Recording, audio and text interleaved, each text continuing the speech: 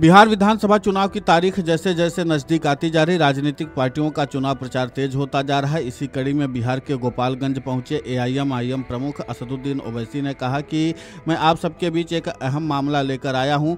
मेरे अजीज दोस्तों और बुजुर्गों, आपसे अपील है कि 6 तारीख मतदान का दिन है। अगर आप विकास चाहते हैं तो इस बार हमारे उम्मीदवार को कामयाब बनाइए।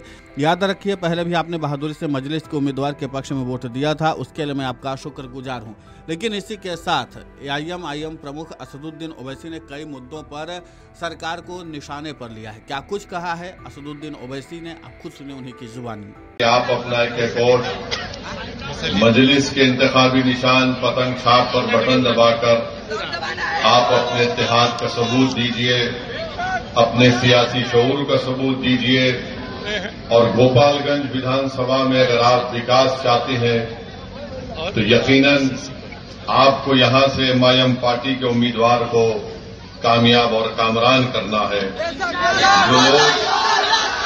जो लोग यहां पर आज नहीं पहुंच सके और जो लोग आज यहां पर हैं, मैं आपसे अपील कर रहा हूं कि आप उन तक हमारा पैगाम पहुंचाइए। असदुद्दीन ओवैसी यहां पर आया था और उसने आकर हम तमाम से ये कहा कि 6 तारीख के दिन आपको गोपालगंज में एक तारीख बनाना है। मरहूम असलम साहब ने इलेक्शन लड़ा था, उस वक्त भी आप तमाम ने बड़ी जुर्रत और बहादुरी के साथ मजलिस के उम्मीदवार के हक में अपना वोट दिया। मैं आपका शुक्रगुजार हूं। मगर अब की बार हमको यहां से अपना विधायक को कामयाब और कामरान करना है, ताकि वो बिहार की विधानसभा में जाकर यहां पर जो तालीम का मसला है, जो यूनिवर्सिटी एक जिले में नहीं है, उसको बना सके।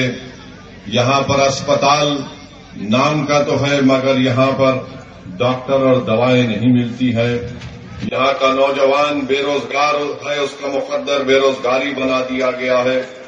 और आप जानते हैं कि बड़ी तादाद में नौजवान यहां से निकलकर भारत के कोने कोने में चले जाती है। गांव में रोड नहीं है और फिर आप देखते हैं कि बहुत ज्यादा यहां पर किसानों को परेशानी है, सिंचाई का इंतजाम नहीं है, बिजली का कोई मौसर इंतजाम नहीं है। तो ये तमाम ऐसे मसले हैं जहां पर आपको एक हरकियाती विधायक को कामयाब करना है। जो एमआईएम पार्टी ने अनस सलाम को यहां पर आपके सामने पेश किया है। मेरे अजीज दोस्तों और बुजुर्गों, ओवैसी ने कहा कि बिहार में अल्पसंख्यक समुदाय की आबादी करीब 17% है, पर राजनीतिक हिस्सेदारी और टिकट वितरण में असमानता दिखती है। जब किसी को कहा जाता है कि सिर्फ 3% आबादी वाले समूह का कोई बड़ा पद होगा, तो हमें सवाल उठाना चाहिए। क्या बाकी समाज के बच्चों को समान अवसर नहीं मिलना चाहिए? क्या किसी का बेटा मुख्यमंत्री नहीं बन सकता? क्या हमारे समुदाय के युवा, हमारे बच्चे भी उस काबिलियत के हकदार नहीं हैं? जाहिर सी बात है कि ओवैसी ने उन तमाम सवालों को उठाए जिसके जरिए वो अपने वर्ग को साध सकते थे, और इसीलिए उन्होंने अपना अल्पसंख्यक वाला कार्ड चला है। और इसी के साथ उन्होंने जिस तरीके से सवाल दागे हैं, जाहिर सी बात है उसके बाद एनडीए की ओर से इस पर कुछ न कुछ प्रतिक्रिया अवश्य दी जाएगी। देखना महत्वपूर्ण होगा कि एनडीए की ओर से इस पर क्या जवाब दिया जाता है। Video desk amarujala.com।